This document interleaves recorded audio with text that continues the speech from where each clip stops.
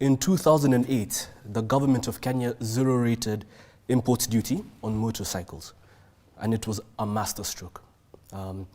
It brought over 2 million jobs, and the sector generates over 1 billion shillings a day. That's nearly 365 billion a year, lifting many communities and individuals out of poverty.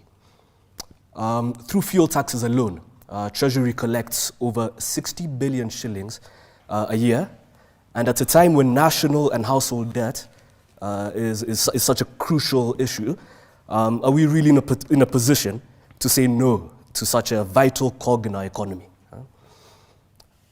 It's also providing youth with an affordable access to business, which has led to an increased demand for bikes.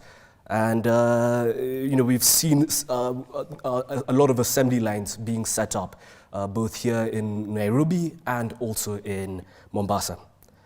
And it's supporting the manufacturing industry, which is a sector that we were not really able to hit our targets during the previous administration.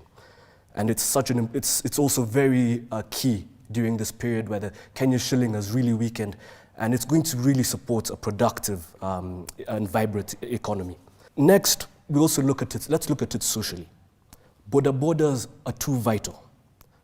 Due to the infrastructure gaps, as you mentioned, the young man who has recently moved to Utawala from the village, he might not have a way of getting home from his stage, and bodas essentially allow him to have an affordable and reliable solution to this.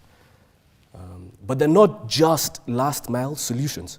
It's also a linchpin to our social infrastructure.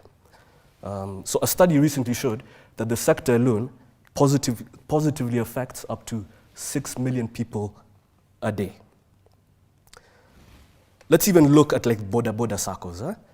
These member-based financial institutions have allowed Boda riders to organize themselves for centralized communication while also developing financial literacy.